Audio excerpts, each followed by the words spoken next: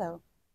Today we're going to talk about one of the main and major mistakes that people are doing while they're practicing internal arts, and particularly in standing posture.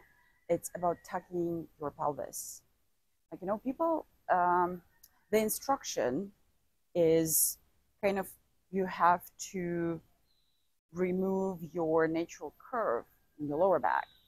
And the thing is that this instruction is the result of the wrong translation from Chinese into Western languages, because Chinese as a language, it's pretty vague by itself. Like, it doesn't give you clear instructions.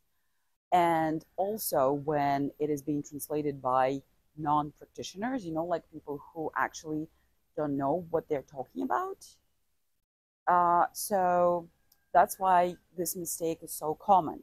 So what people do to kind of remove this natural curve, they tuck their pelvis, which is extremely unhealthy, particularly for women. It can actually ruin their cycle, so you have to be careful. So what should we do? What should we do actually? The thing is that we're not doing a squatting movement, yeah? We're doing a sitting movement to lengthen our lower back and to widen it. And a feeling, it's like if there is something heavy attached to your tailbone, like you have a very, very heavy tail that just pulls you down, and it's not you, but your whole pelvis. So you're going down, and the movement of going down doesn't begin in your knees, because naturally, right? Like if we want to go down, we would bend our knees, and that's how we go. That's how we go down. But here, the movement starts with your quad, with your pelvis, and then knees follow. So I'm not bending my knees to pull my pelvis down, but rather I'm pulling my pelvis down, and it influences the knees, and that's why they're bending. So, and then it actually doesn't work from the first time because your body doesn't get used to it. So you have to keep trying. And then you will see how your lower back curve would be less and less and less. It doesn't disappear by itself at all. I mean, it just doesn't disappear. We need a curve in our lower back.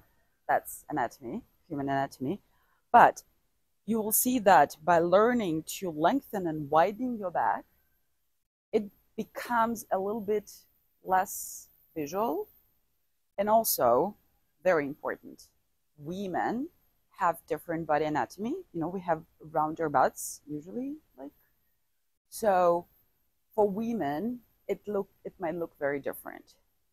So don't try to remove your natural spine curve by tucking your pelvis forward. Don't do this. Yeah. And yeah, just keep trying. Just go down.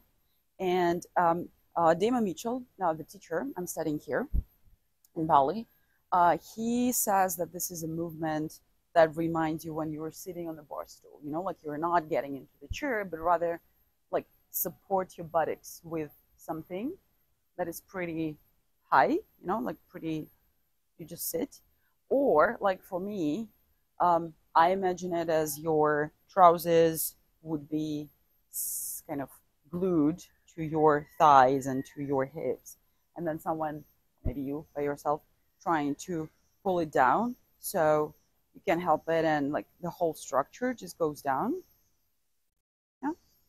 And don't forget about your crown that has to be suspended. Like, it's very important in this movement. First, you have to fix your head to fix your crown, and then you get your hips and pelvis and everything and your tailbone down. Okay, I hope that was useful. Have a great day. Bye-bye.